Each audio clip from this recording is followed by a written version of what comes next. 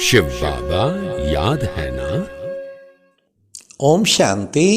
सुनते आज 18 जनवरी 75 के अव्यक्त बाप दादा के मधुर महावाक्य। आज की मुरली में बाबा ने मधुबन की क्या महिमा है और साथ साथ बाबा ने नॉलेजफुल का अर्थ क्या है। और नेक्स्ट बाबा ने कहा आराम पसंद के संस्कार कौन से हैं एवं ब्राह्मणपन के संस्कार क्या है। तो सुनते हैं 18 जनवरी 75 की मुरली। मधुबन रूपी परिवर्तन भूमि पर पवित्रता का वरदान देने वाले शिव बाबा सेवा केंद्रों से आए हुए वत्सों से बोले, मधुबन की क्या महिमा करते हो। कहते हो कि ये परिवर्तन भूमि है। आप सभी परिवर्तन भूमि या वरदान भूमि में आए हुए हो।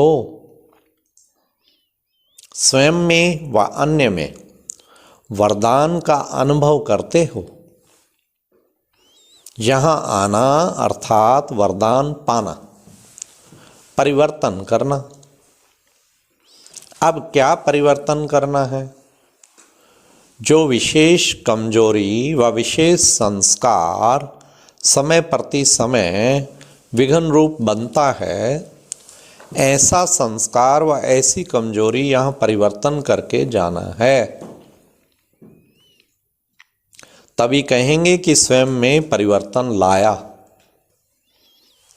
विशेष उमंग उत्साह और लगन से यहाँ तक पहुँचते हो तो यहाँ मधुबन में अपनी लगन की ऐसी अग्नि का रूप बनाओ, ऐसी अग्नि का रूप बनाओ कि जिस अग्नि में सर्व व्यर्थ संकल्प, सर्व कमजोरियाँ व सब रहे हुए पुराने संस्कार भस्म हो जाएं। हाँ, मधुबन विजिट खाली ये नहीं गए, खाया पिया बाजी वाह, फिर अनुभव पूछते हैं क्या आपको अनुभव हुआ।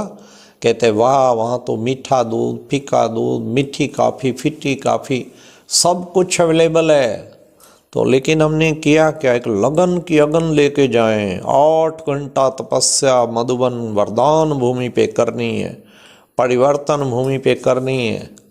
घोर तपस्या कार्यक्रम मधुबन को कहा जाता है। अब सुनो बड़े ध्यान से क्या टाइटल बाबा ने दिया। मधुबन को कहा जाता है अश्वमेघ रुद्र ज्ञान महायज्ञ। यज्ञ में क्या किया जाता है, स्वाहा किया जाता है ना। आप बच्चे भी अमृत वेले उठकर रोज यज्ञ रचते हो। कौन सा, लगन की अगन का यज्ञ। जिस लगन रूपी अगन में अपनी कमजोरी स्वाहा करते हो। लेकिन यह महायज्ञ है। मधुबन में आना माना महायज्ञ में आना। मधुबन जब जाएं 3 दिन अच्छी तपस्या, क्लास 1 मिस ना करें और तपस्या भी अच्छी करें, एक्स्ट्रा पुरुषार्थ। मधुबन को क्यों महायज्ञ कहा जाता है, क्योंकि यहाँ अनेक आत्माओं की लगन की अग्नि का समूह है। तो इसका लाभ उठाना चाहिए ना। तभी देखो अभी बाप दादा अव्यक्त हो गए, दादी रथ भी अव्यक्त हो गया, लेकिन मधुबन की महिमा सेम की सेम है। जब बाप दादा मिलन का प्रोग्राम इतने इकट्ठे हो जाते हैं, क्योंकि ये संगठन की अग्नि का समूह। जैसे कई बार स्वतः प्रतिज्ञा करते हो, संकल्प लेते हो, वैसे ही मधुबन में आप भी ऐसी प्रतिज्ञा करते हो, संकल्प लेते हो। क्या समझते हो, क्या ऐसी आहुति डालते हो जो आगे के लिए समाप्त हो जाए। महायज्ञ में महा आहुति डालनी चाहिए, साधारण आहुति नहीं।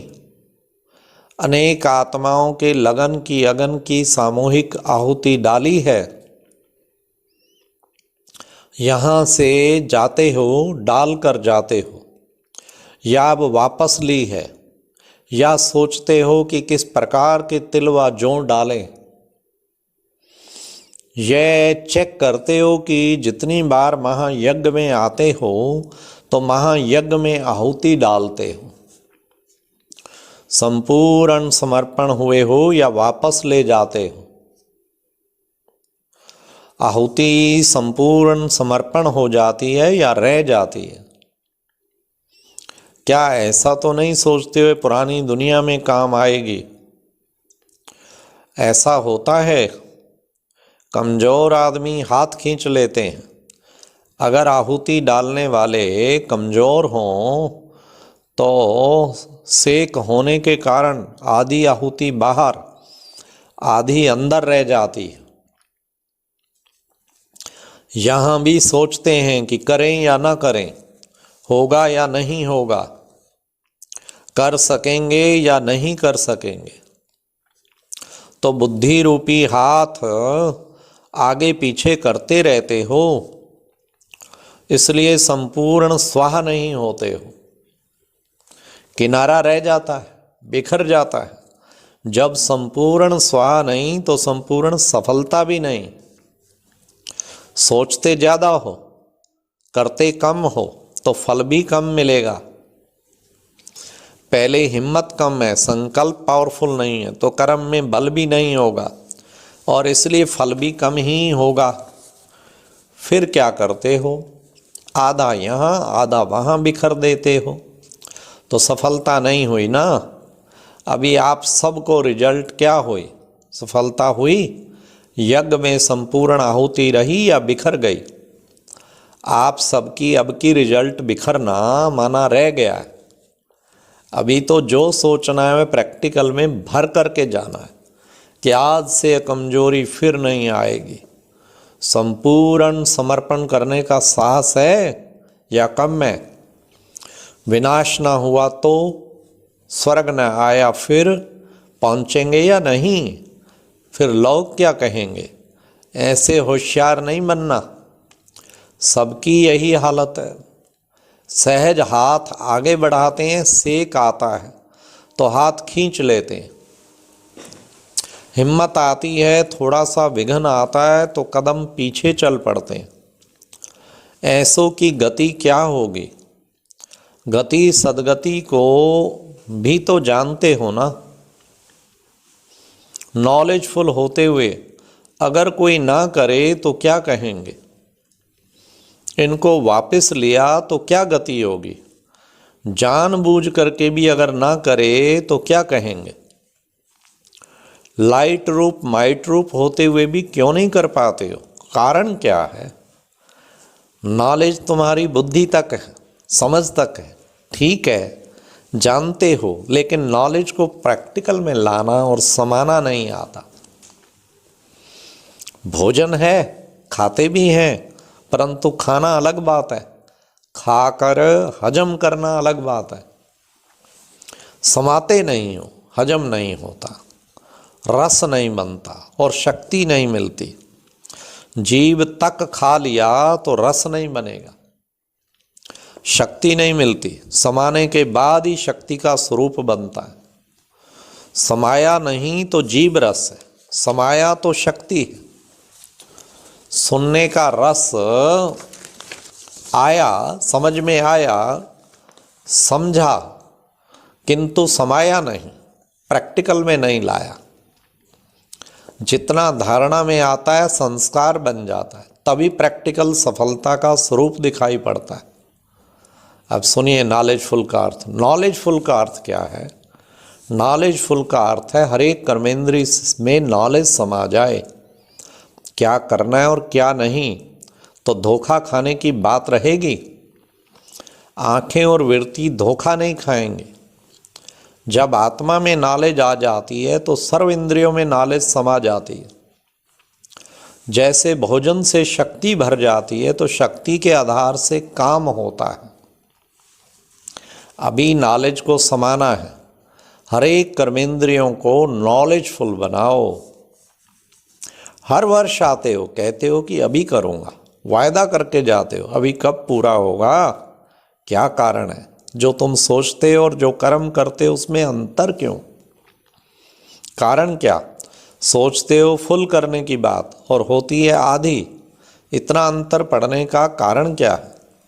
प्लान भी खूब रचते हो, उमंग भी खूब लाते हो और समझकर वायदा भी करते हो, सब बातें आएंगी ही, लेकिन प्रैक्टिकल और समझ में अंतर आ जाता है।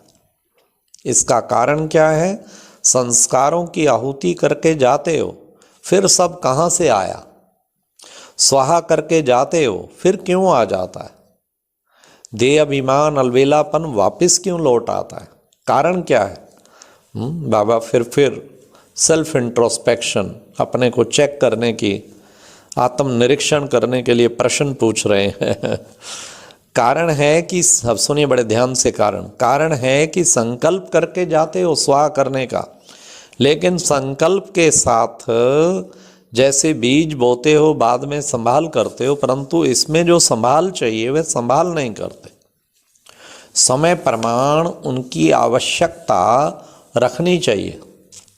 आप बीज डालकर अलबेले हो जाते हो, सोचते हो कि बाबा को दे दिया, बाबा जाने, ये बाबा का काम है, आप उसकी पालना नहीं करते। तो वाचा और मनसा पर अटेंशन चाहिए। जैसे बीज बोकर पानी डालते हो कि बीज पक्का हो जाए, बीज को रोज रोज पानी देना होता है, वैसे ही संकल्प रूपी बीज को रिवाइज करना है, ये है पानी देना। उसमें कमी रह जाती है, आप निश्चिंत हो जाते हो, आराम पसंद हो जाते हो। आराम पसंद के संस्कार नहीं, मगर चिंतन का संकल्प होना चाहिए। एक एक संस्कार की चिंता लगनी चाहिए कि इसको मैंने भस्म करना है। पुरुषार्थ की एक भी कमी का दाग बहुत बड़ा देखने में आता है। फिर हमेशा ख्याल आता है कि छोटा सा दाग मेरी वैल्यू कम कर देगा। चिंतन चिंता के रूप में आना चाहिए, वह नहीं तो अलबेलापन है। कहते हो करते नहीं हो। जो पीछे की युक्ति है उसे प्रैक्टिकल में लाओ। आराम पसंदी देवता स्टेज का संस्कार है, वह ज़्यादा खींचता है। संगम युग के ब्राह्मण के संस्कार, ध्यान से सुनना, कौन से? संगम युग के ब्राह्मण के संस्कार जो त्याग मूर्त के हैं वह कम इमर्ज होते हैं। त्याग बिना भाग्य नहीं बनता। अच्छा कर लेंगे, देखा जाएगा, ये आराम पसंदी के संस्कार।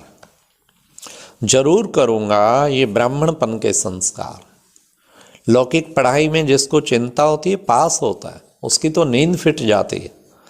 तो जो आराम पसंद है वे पास क्या होंगे?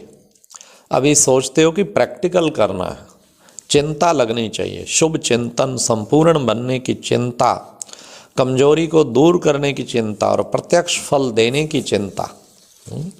शुभ चिंतन, संपूर्ण बनने की चिंता, कमजोरी को दूर करने की चिंता और प्रत्यक्ष फल देने की चिंता।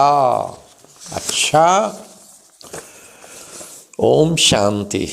तो आज की मुरली में बाबा ने एक तो मधुबन की कितनी महिमा बताई, अविनाशी रुद्र ज्ञान महायज्ञ, और इसमें स्वाहा, इतनी लगन की अगन, दृढ़ संकल्प करके स्वाहा करके जाओ जो सारी कमजोरियां भस्म हो जाएं।